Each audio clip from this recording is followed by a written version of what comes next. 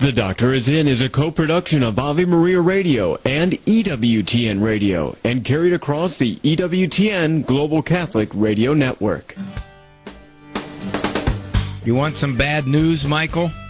No. What are you asking me? You're the guru of the gray matter. I figured if anybody had it, you'd have the answer. I can't give you any direction. I think I'm going to have to change this channel. I'm sorry. You're completely wrong. I refuse to be wrong on 2 calls in a row. Tell me I'm spot on or tell me I'm crazy as all get out. I have no idea. I have a 6-month-old, so we'll be raising him according to Dr. Ray. Talk about being a winner. So, you want my question? You ain't making any sense. You're absolutely right. I just needed confirmation. So what are you going to do about it, Dawn?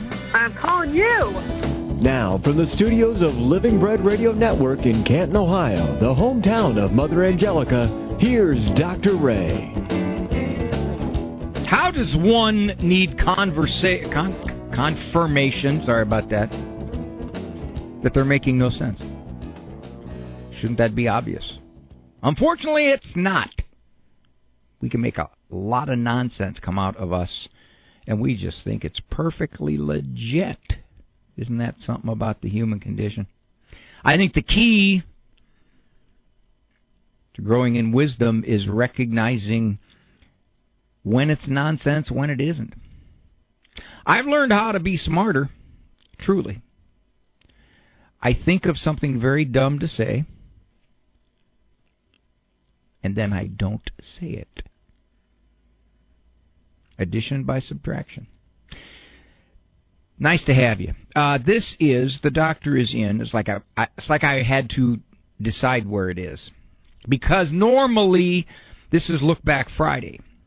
Today, we're dispensing with Look Back Friday because of the holidays. I haven't been able to be here as much as I would like, and I gotta believe things are unraveling all over the place, emotionally, psychologically speaking.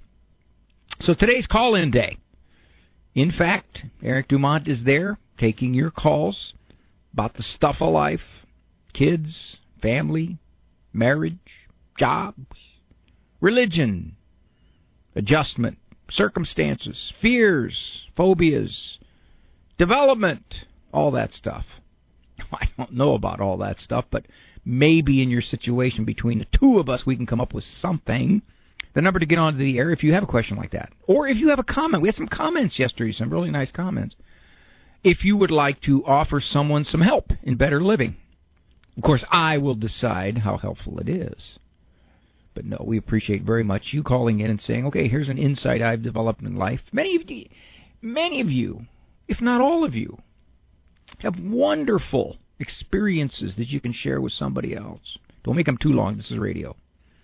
But if you do have those, we entertain them. We'll take them. So, the number, 877-573-7825. 877-57-EQUAL. If you have a question about something in your life, or a comment to help someone else out, an insight, or even something generic. It doesn't have to be personal. It can be generic. We had a young woman call yesterday and said, would you please talk about the psychological effects of cannabis use? That's a generic question. She was a student pursuing a physical therapy degree, 3 years along, and she wanted to know, because a lot of her peer group had their arguments why it was just okay. At the very least, not harmless. So, love to hear from you in any way you decide best.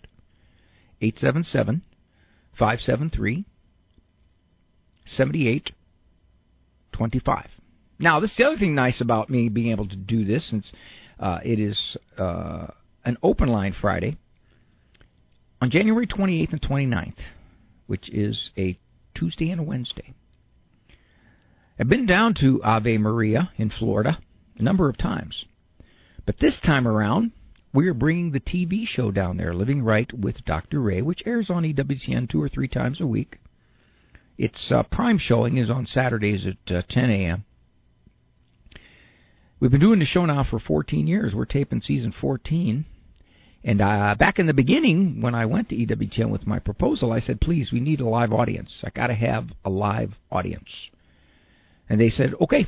And since then, we've had live audiences. Some of them have been huge. Some of them have been only 30, 40, 50 people. But the audience is an absolute essential part of the show. They ask questions. They interact. They clap when they're told to. Some of you don't, but most do. Most do not doze off, and if they do, the cameras are instructed to avoid them. We have kids in the audience. We want kids in the audience. So, if you would like to be in the audience at Ave Maria University down in Florida, at Ave Maria, all you do is you go to Eventbrite, and that's spelled BRITE.com. I'm looking at it right now, and as soon as I go there, immediately it says, Ave Maria, participate in a live studio audience. Dr. Ray Show filming live at AMU. And then they say, just sign up. You select your date and time. The times are 5:30 and 7:15 are the shows. They're about an hour. A lot of people choose to stay for a second show because they had a good time on the first one. And if you do stay, we feed you in between. Bring the kids. You know, some of you big homeschooling families. And there's a lot of them down there at Ave Maria. You can fill up the audience just with a couple of you. So that's all you got to do. Just sign up. It says reserve a spot. That's all you got to do. Number of people coming. Real easy. They've made it wonderful to navigate this whole thing. Even I could do it. It says here, filming will happen over 4 sessions on 2 consecutive days in the Student Union Ballroom. So that's great. They've got all the details here that you'd want to know. Go to Eventbrite. BRITE.com.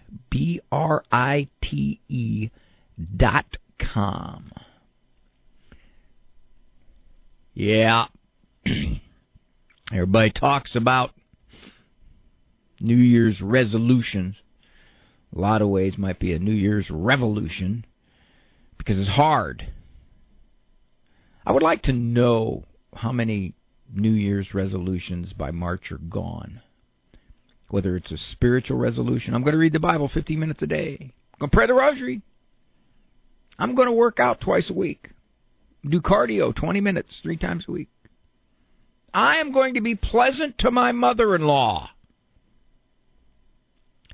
I wonder how many of those fade in 3 months. Which raises a much broader question. Why is it so hard to change? Are you like me? I just get frustrated at why my herky-jerky self-improvement, if it's even in one good direction, is like that. St. Paul talks about that. Here's St. Paul, who basically had a vision of Christ. Wouldn't you like to have a vision of Christ? Would that?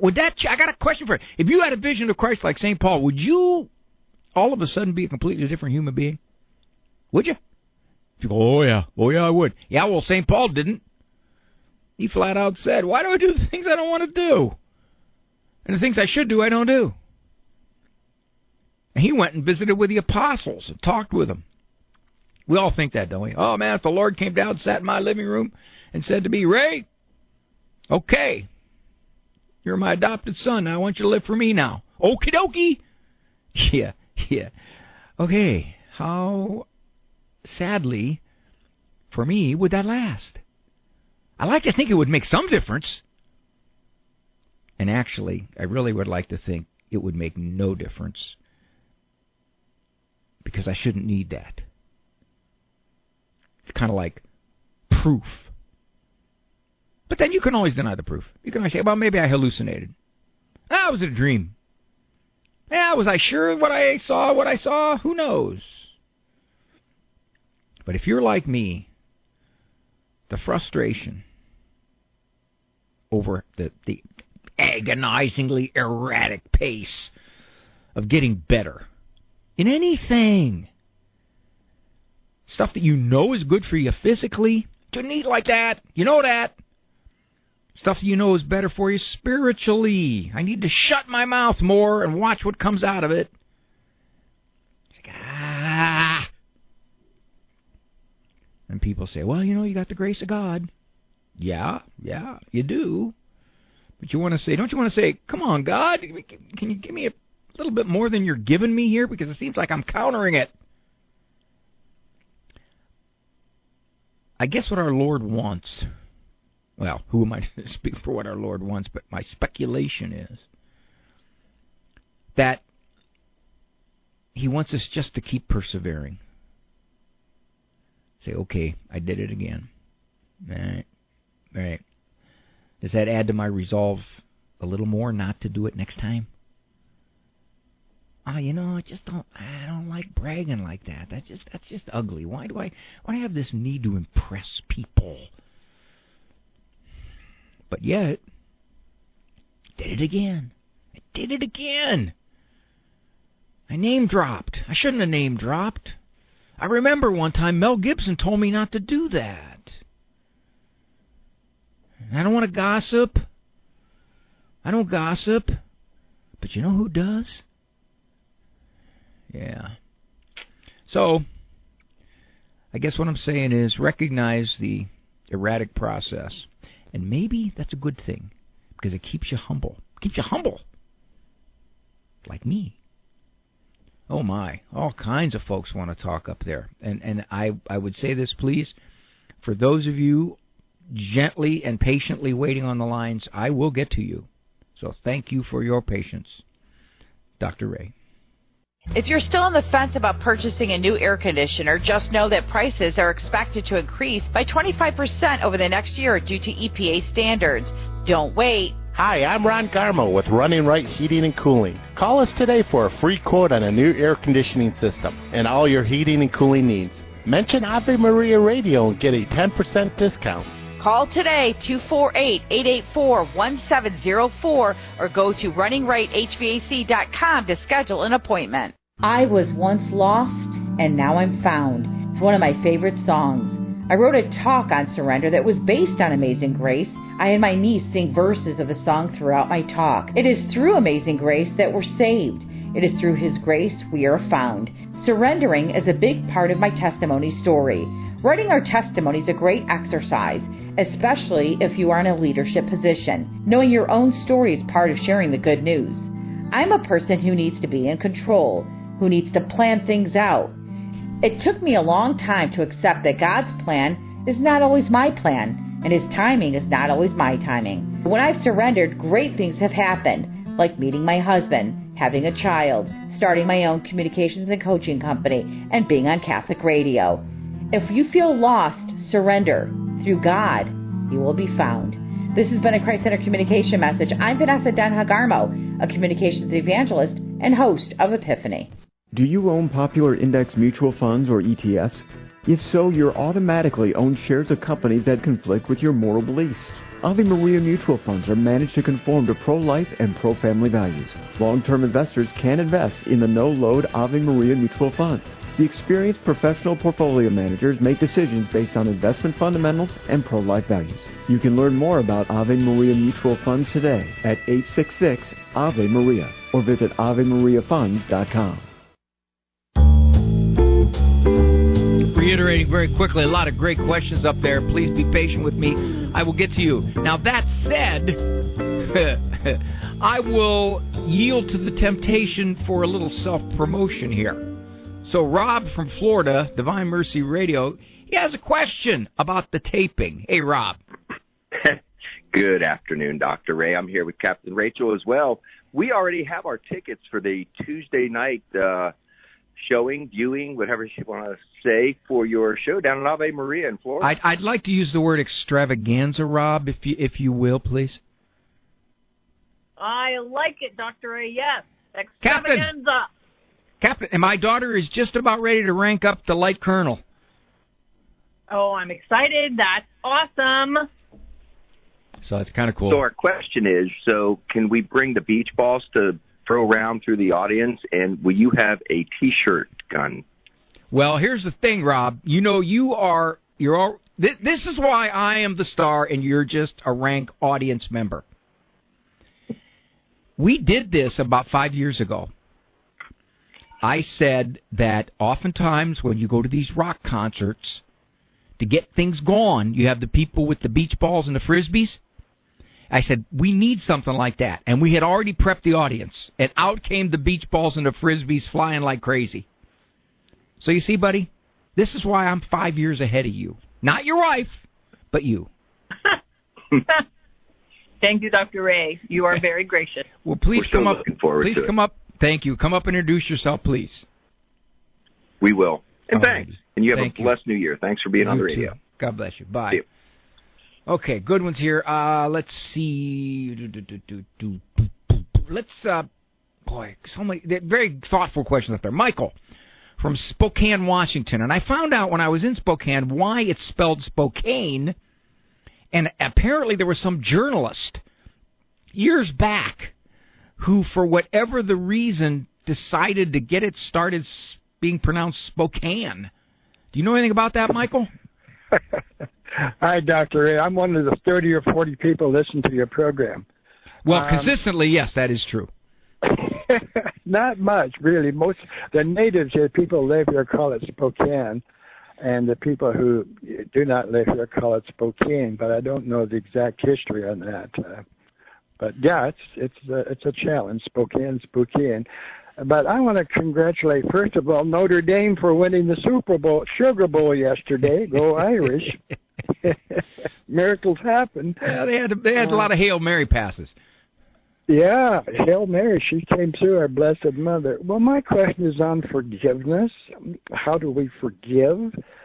Example, forgive those who work at Planned Parenthood and support Planned Parenthood with our tax dollars. I forgive, but how do we forgive? Several steps. The first is you forego retaliation. Okay, I'm not gonna do what I can do to hurt you. That's the first thing. The second thing is you look at it and you say, all right, I don't feel very forgiving. That's it. There's something inside me that just isn't letting this happen. However, I got a mind. And I can use my mind to say, for example, they don't know, or they're lost, or they're yielding to wrong because they want to. And what helps me a lot, Michael, is I believe that God is a fair judge. He's merciful. Right. I wouldn't want to be in somebody's shoes who deliberately, callously, and persistently commits wrong. I just wouldn't. I can't pronounce what God is going to do in His mercy, but it's a scary thought. And I'm thinking to myself, okay, for now it seems they're getting away with it. I just wouldn't want to be them when the time comes to be held accountable. And that softens me toward them, This life is a blink. Eternity is incomprehensible. And that just helps me a lot. When I look at people who do these things, I'm not trivializing it, and I'm not saying it's okay. But I'm saying, in so many respects, they don't know, they're lost. How culpable are they? All of that. And for me, that helps.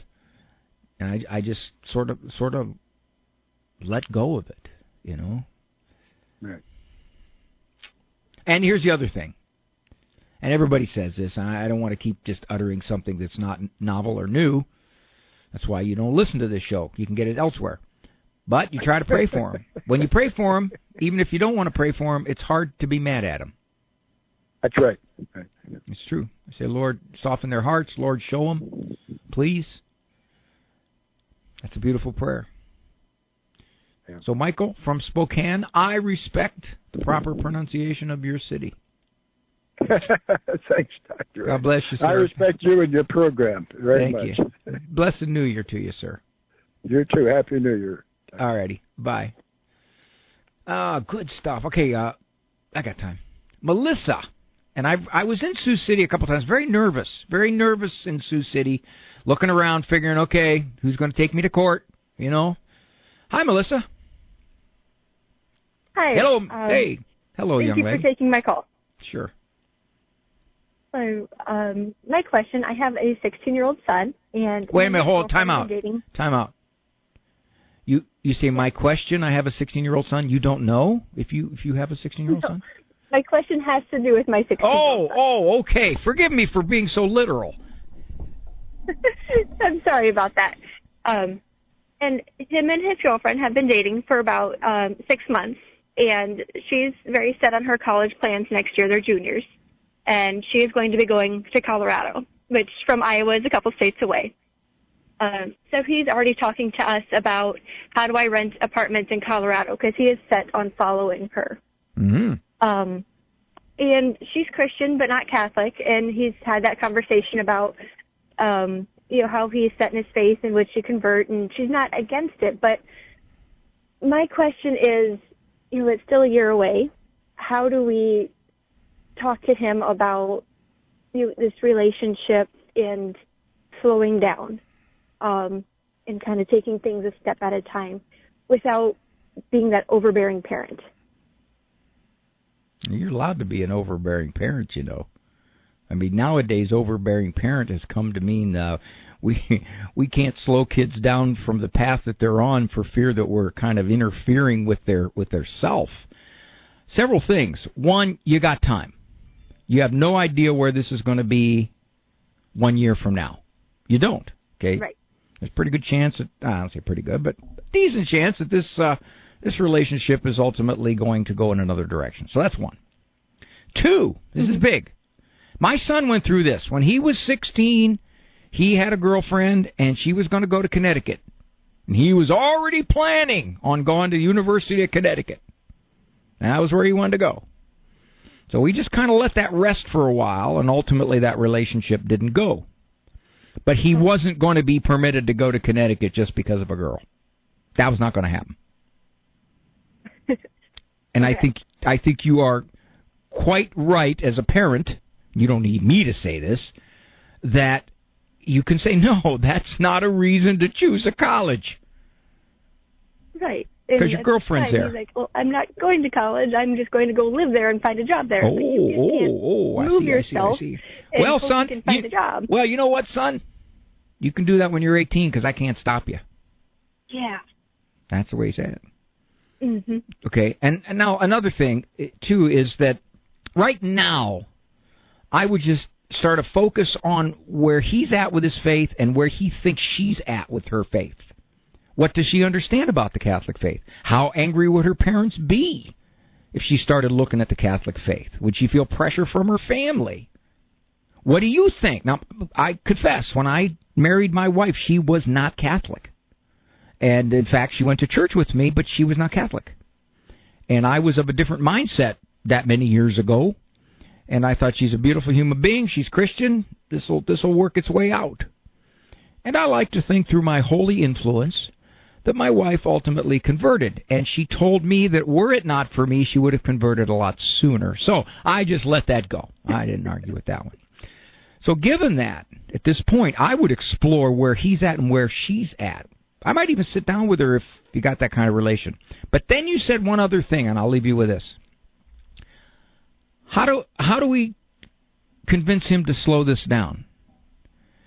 You probably don't. You have to slow it down. Okay. If he's spending all kinds of time with her, and you're saying to yourself, man, you're 16 years old. This girl's becoming the absolute center of your existence. If he's on the phone with her constantly, if he's texting hundreds of messages every day, they go out 2 days, 3 days a week on the weekend, you're thinking, oh, gosh, I don't want to be an overbearing parent. Yeah, but wait a minute. You have to ask yourself, is it good to go at this pace or not at age 16? I think, personally, it's not. I had one of my kids do that at 16, and I had to just step in and slow it down, and, boy, they were upset. Later on, they told me, boy, thanks, Dad. I'm glad you did that. All right, Melissa. Lot to chew on, my dear. This is Dr. Ray. Still a lot of great calls up there, and I ask for your patience. This is delightful. You know, we do this on Fridays. If I don't do a Look Back Friday and I come in and we just do a Look Ahead Friday, we get a lot of calls. People, I guess they only listen on Fridays.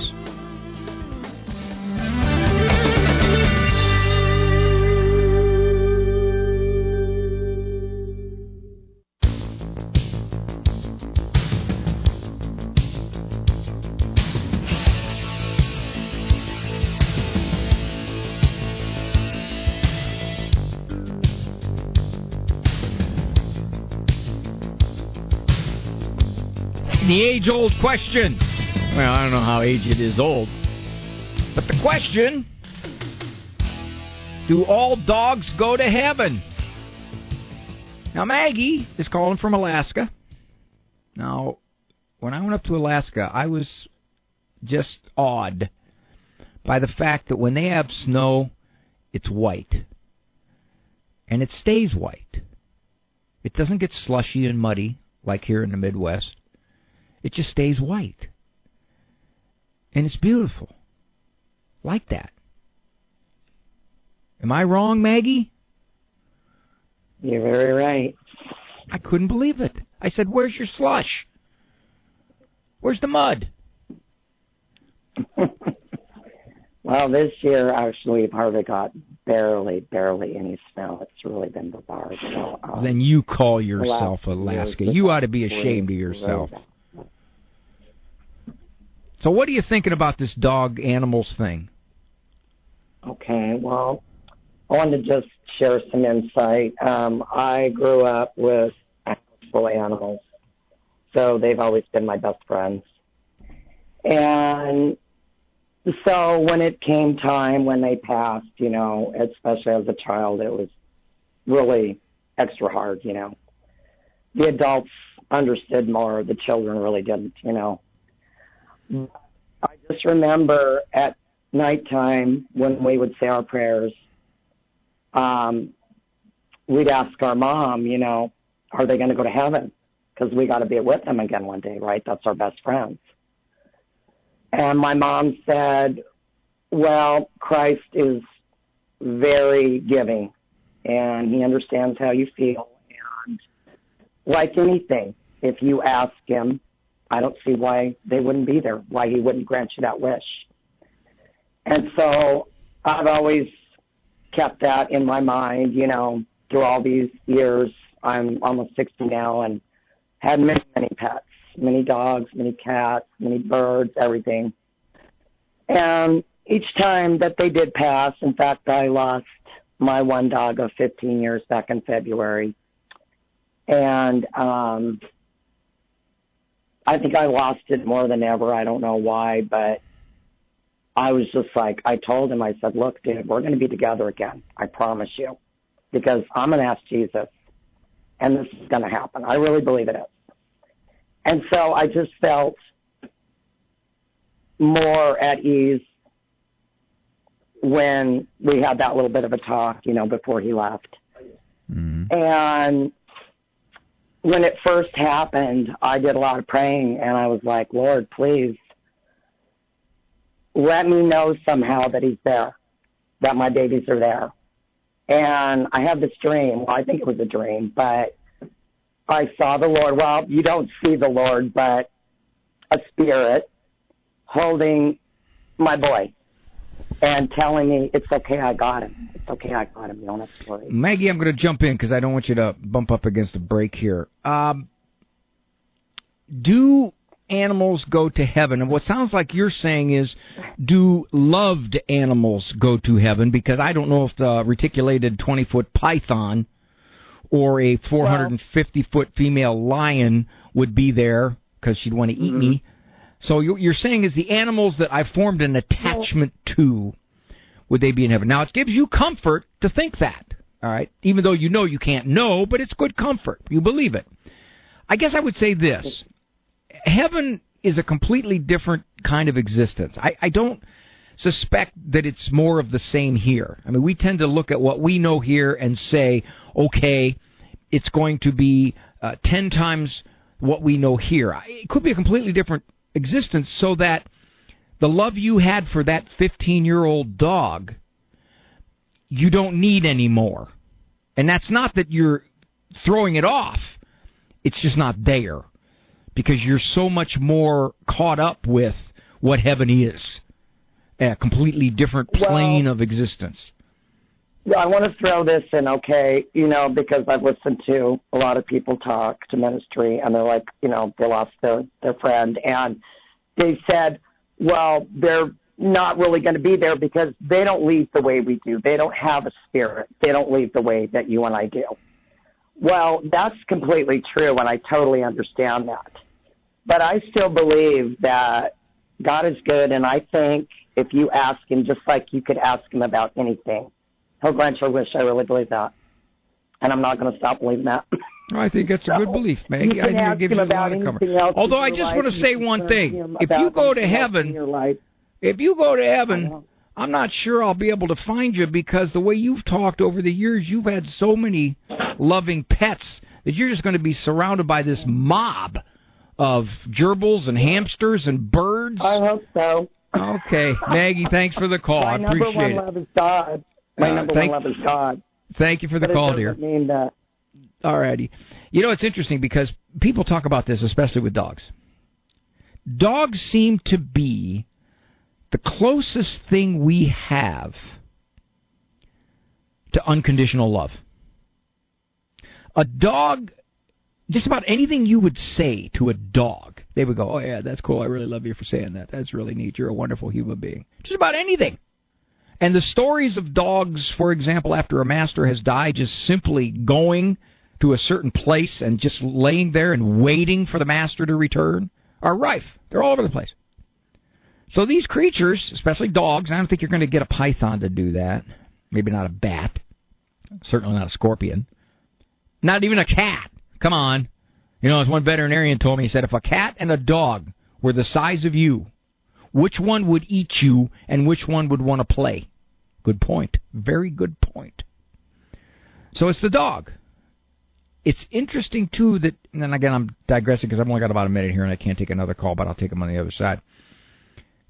It's interesting that more and more young people are gravitating toward pets. Because as rewarding as children are, they come with their emotional downsides. You're vulnerable. They take effort, especially those first years. They can turn on you. So there's a lot of unknowns with a kid. Or with a pet, come on, man. No demand, other than I let you out every so often to go pee. But other than that, you're a lot easier to train than a kid. You don't talk back. So the appeal can be. The problem is, no matter how loving a pet, they can't reach the reward level of a kid. And I know I'm talking to a lot of you who are saying, yeah, well, I thought that too. Until my kid decided 4 years ago to write me out of his life. My dog would never have done that. Yeah, that's true. But I think you probably learned a lot more raising that kid than you did with that dog. I've had a dog for, I don't know, probably the last 20 years. Tank, maybe 15. Both Rottweilers, both big dogs, like big dogs, big manly dogs. And she loves my wife, boy. I tell you what, I don't think anybody could threaten my wife with Delta around. Not even me raising my voice.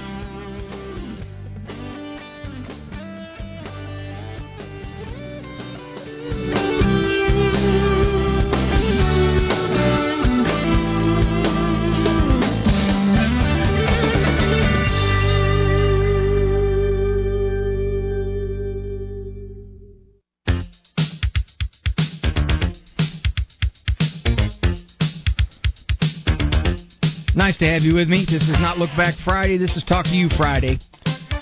Happens a lot. We get a lot of calls on Fridays. Apparently, knowing people who listen on Fridays. Trisha from Georgia. St. Paul Radio. Hi, Trisha. Hello there. Yes, I'm here. Can you hear me? Tell me what you learned. I've learned a lot from other people today, but I have a question. Something came on my phone. I don't always look at stuff, but this says how to have more joy in your 70s, which I qualify. I'm 75. So what I want to know, it said, the one that caught my eye the most said, just do away with the past. Don't think about it. Just, go on from here. And I thought, how do you do that? I think most of us by 75 have had some really troubling things happen in our lives. So I'm just wondering. First question, Tricia. Is the troubling past mostly concerned with other humans? Yes. Okay, so we got to narrow it down here. That's what most people say. The grievances, the hurts, the betrayals, the offenses, the nastiness, etc., etc., etc. How do you let go of that, right? Right. Well, I will say that several of the things that happened is because I became Catholic 4 years ago. So I've had a lot of losses because of that, including my husband of 45 years. Wow. I know, right? You gave up a lot. Well, you say you lost your husband. I don't want to take you away from your call, but did he leave you? He left me. He told me he would if I became Catholic. But, I came into the Catholic faith totally as a miracle, listening to a show I won't mention. It could have been yours. Didn't matter. God used it to say, this is the truth. Mary's your mother. Do you remember the Bible verse you took? By then, it was 7 years ago. Do whatever he tells you. This is what I'm telling you. So, I had to. I had no choice. Well, Trish, I'm just going to make a speculation here. Trish, I'm going to make a speculation. Okay. My guess would be that you didn't have the most solid marriage all along, and he may have been looking for some reason. That is possible. He did get married pretty quickly afterwards. Yeah. And he may have had her in his life somebody for we had a known while. in college, and I don't know how he knew where she was. Yeah, he may have known her for a while. Yeah, and he can put the blame on you. He can say, "I'm not leaving. You're the one who's changed." Yeah. So don't beat yourself up about that. Okay, so let's get back to your question. How do you let go of the past? Most people think that the stuff that happened to them at the hands of other people is just there. It's going to happen. You got to push it away. Not really. You're keeping it alive by thinking about it. Right. You know that. That's what keeps it alive. It's not the fact that it's going to be alive on its own. It's the past. Right. But if you dwell on the fact that, I can't believe she did that. I mean, I've never treated her that way. That hurt me so bad that she would act like that. Especially when you got to rehearse this. And as long as you rehearse it, you're going to keep it alive. So when you catch yourself rehearsing, you say to yourself, stop it. Stop it. I'm not going to think about the fact that she said that 18 times. That's how you let go of the past. You don't dwell on it. You got to keep it alive, Trish. Okay. I see what you're saying. So the moment I think of it, nope, not going there. Not going Thank there. You, Lord, I'm Catholic. Yeah, not going there. And our Lord said, they persecuted me, they're going to persecute you. Blessed are you when they revile you and utter all kinds of slander against you for my name's sake. Rejoice and be glad. That's a tough one to take, but it sounds like you're experiencing that directly. Yes, I also had to give up. We had a daughter with severe autism, and I couldn't take care of her by myself. So, But God had a plan. She is in a wonderful host home family that loves her in Savannah, and I hear she's doing great. That's wonderful to hear, Trish. God bless you for your strength, my dear. God bless you for your strength. Mary Beth. Thank you, hon. Mary Beth from Marietta, Ohio. Mary Beth from Marietta. I guess Etta could be a middle name. Hi, Mary Beth. Hey, how are you, Dr. Ray? Yeah, nothing gaining on me. Okay. I sent you a picture, by the way. I don't know if you ever saw that. Of what? What I'm about to tell you. The bathing suit that I'm going to have express shipped to you. You get one, and it's going to match Teresa Tomio's. Oh, no. It'd be a lot smaller. Oh, I can't believe I said that. No, Teresa is very slender. I would never, ever say it if, in fact, it was true. No. I want to say that to everybody. Yeah. Well, no, we'll fix this now because I know I need to, order up maybe 2 or is it 3 sizes because, you like that buffet. So I didn't know. I'll tell you what. I went platinum last year. There was a plaque up there for me. Oh, yeah. Well, the bathing suit, I texted it to you, but it's a Bucky's bathing suit. You know Bucky, the gas station? No. The gas station, it's all the rage. It's a big gas station that's all over most of the United States. When you remember Cheers, when Norm would walk into Cheers and everybody would say, Norm, right? Yeah. Well, what's happened is when I go into the Jammer on the cruise, I walk in and people go, Ray! Because they know me there. I have my seat, I have my one place. Actually, I have 4 people that they usually only have one server, but I have 4. Yeah, I'm a professional. Wait, 4 to walk you out or 4 to help you? 4 to get the food. Yeah. So. Yeah, I thought. Oops, sorry. I thought maybe they would make you leave, at a certain point. Well, those cruises cost a fair amount of money. Unfortunately for me, I don't have to pay for it because I'm speaking at it. But if I did have to pay for it, I would eat my money's worth. There's no question. I'd break even. That would not be good. It was pricey. I looked at it for this year. I am going to call and see if they had any cancellations. But anyways, if you look at your phone, there's a picture, but a bathing suit for you, and I needed to know what size. I'm serious. Well, I better duck this question. I want to go to your original question, which is how to help kids become resilient to bullying instead of being victims. Yeah, you just said the answer in the previous call. Something about where you put your focus is what I was thinking. Well, part of it is you got to do logistics first. I mean, if and where possible, you reconstruct their environment. Okay, how do we avoid this kid? How do we dodge this? Yeah. Whose attention do we bring it to if we have to? That's the other thing. If it's word stuff, you sit down with the kid, assuming they're old enough to understand. You say, why are the things he's saying bothering you so much? Do you believe him? Right. Do you think they're true? No, but I think other kids will think they're true. If the other kids think they're true, do you want to be friends with those other kids? I mean, you kind of carry them through this whole idea that what they're saying, what they're doing doesn't have to hurt you like this. This is nonsense. This is their problem. And Mary Beth, it all comes down to so much that we want to be approved by everybody at all times, every place. My son handles my Instagram. You should see some of the nastiness, the vile, blasphemous type stuff. Oh, my gosh. Yes. Wait, about you? About you? Me, the posts? Oh, yeah. I have to tone my son down because he wants to answer him. I say, don't answer him. And every once in a while, I'll say, just give him a one-liner. Do you always make fun of something you don't understand? Anything like that. Right. Especially on church stuff. Oh, my gosh. Well, one guy said something that I couldn't repeat. And he's doing a great job, right? Mm-hmm. He is. Oh, my gosh.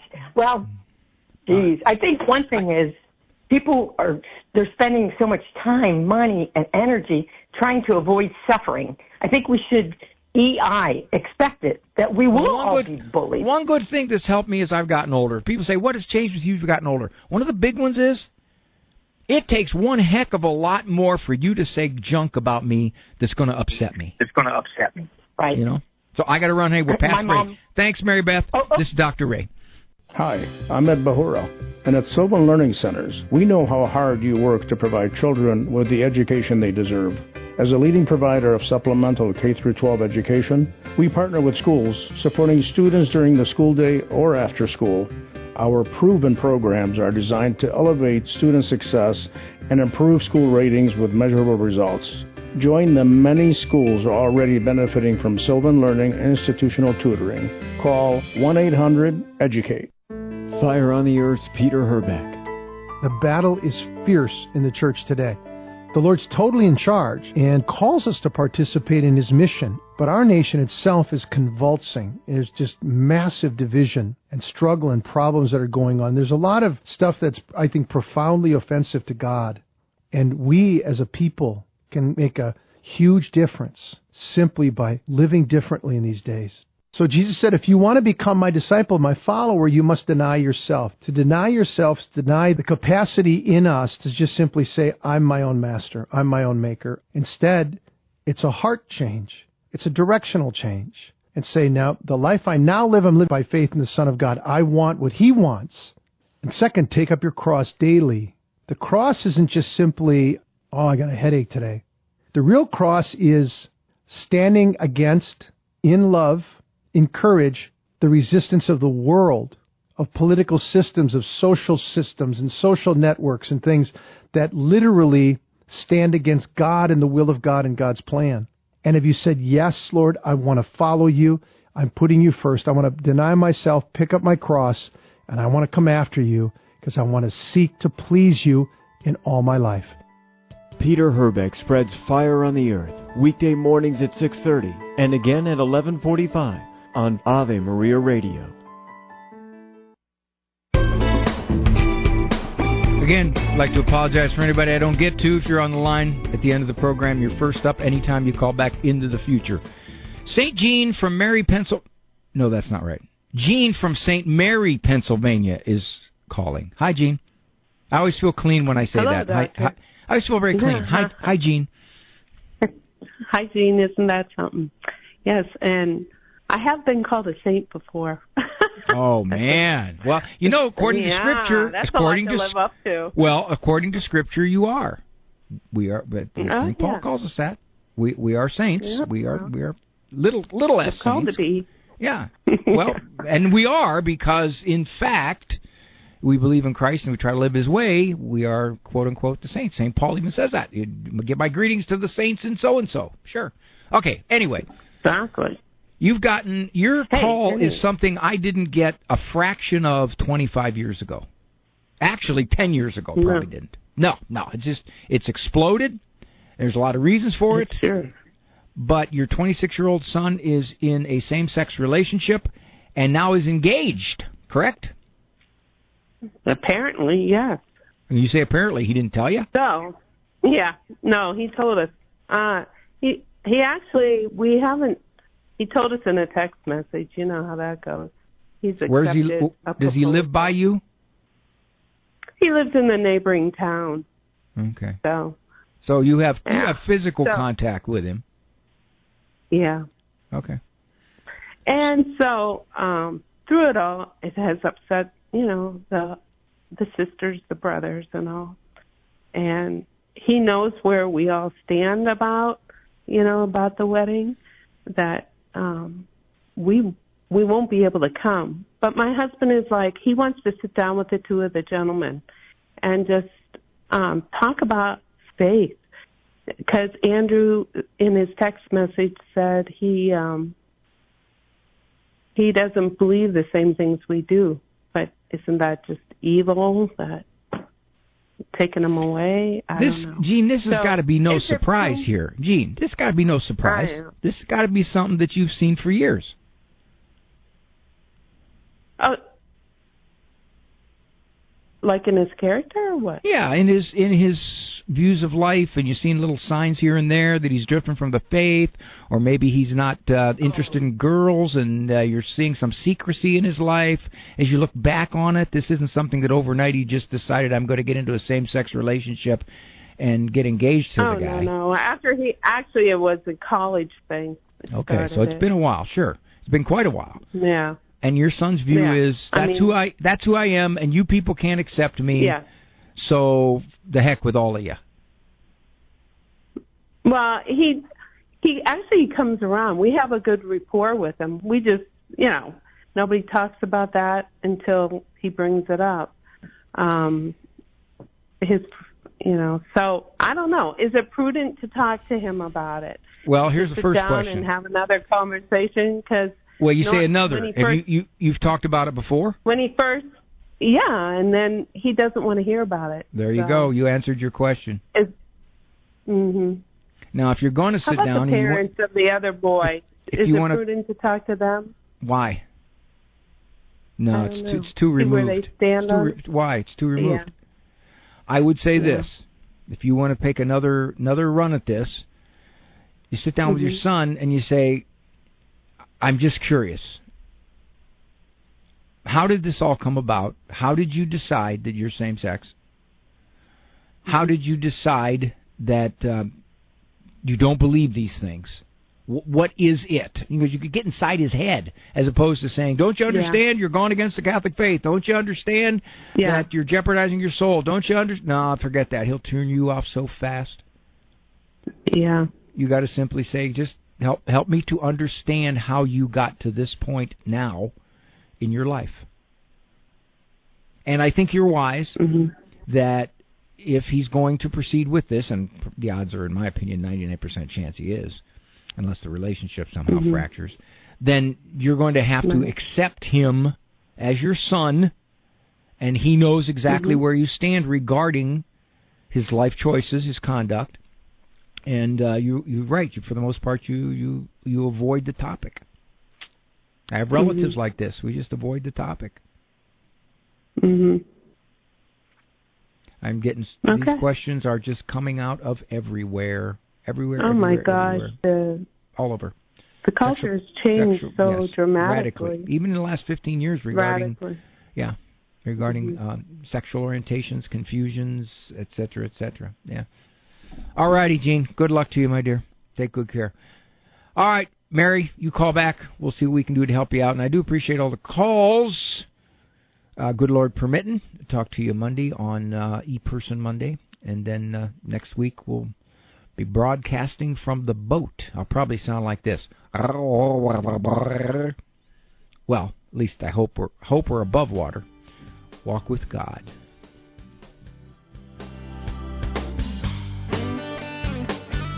For information on Dr. Ray's presentations, books, and CDs, visit drray.com and follow him on Facebook and Instagram. The Doctor Is In is a co-production of Ave Maria Radio and EWTN Radio and carried across the EWTN Global Catholic Radio Network.